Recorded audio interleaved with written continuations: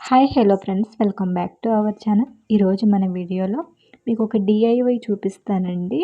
అదేంటంటే మన దగ్గర ఇలా పనికిరాని వేస్ట్ క్లాత్ పీసెస్ ఉన్నప్పుడు, లేదా మన డ్రెస్ టైలర్కి కుట్టడానికి ఇచ్చినప్పుడు మన డ్రెస్లో చిన్న చిన్న ముక్కలు మిగిలిపోతూ ఉంటాయి కదండి. వాటితోనైనా మనకి మ్యాచింగ్ హెయిర్ బ్యాండ్స్ ఎలా తయారు చేసుకోవాలో ఈ వీడియోలో మీకు చూపిస్తాను. ఇలా క్లాత్ని 2 పొడవులు 2 వెడల్పులు సమానంగా ఉన్న విధంగా కట్ చేసుకొని, ఈ క్లాత్కి రాంగ్ సైడు బయట వైపు ఉండాలి, రైట్ సైడు లోపలికి పెట్టుకొని, ఇలా తలకు పెట్టుకునే రబ్బర్ని ఈ క్లాత్ లోపల పెట్టేసి 2 అంచుల్ని కుట్టేయాలి. ఈ రబ్బర్ని జరుపుకుంటూ 2 అంచుల్ని కుట్టాలండి. క్లాత్ వెడల్పు అనేది మనం రబ్బర్ బ్యాండ్ ఎంత వెడల్పు కావాలనుకుంటామో దానికి అనుగుణంగా తీసుకోవాలి. అదే పొడవు అయితే 12 ఇంచుల నుంచి 20 ఇంచుల వరకు తీసుకోవచ్చు.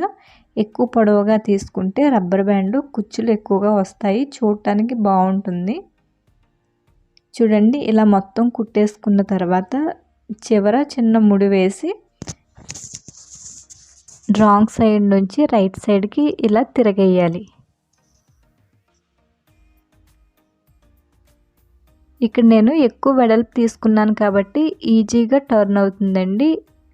వెడల్పు తక్కువగా తీసుకుంటే సారీ పిన్నుతో మనం ఇలా తిరగేసామంటే చాలా ఈజీగా వచ్చేస్తుంది. ఫ్రెండ్స్, మీకు నా వీడియోస్ నచ్చినట్లయితే నా ఛానల్ని సబ్స్క్రైబ్ చేసి సపోర్ట్ చేయండి. అలాగే మీకు ఎలాంటి డిఐవై వీడియోస్ కావాలో కింద కామెంట్ చేయండి. నేను ఆ వీడియోస్ని చేసి అప్లోడ్ చేస్తాను.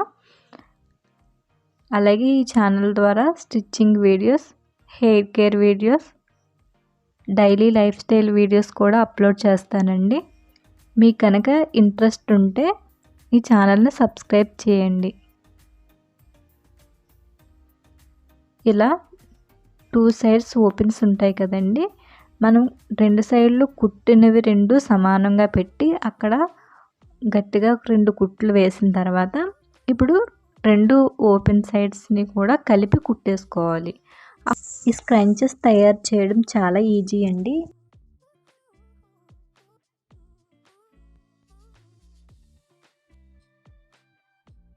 ఇంకా మనకి దీనికి స్టోన్స్ కానీ చిన్న చిన్న పౌల్స్ కానీ పెట్టి కుట్టుకుంటే ఇంకా చాలా అందంగా వస్తాయి.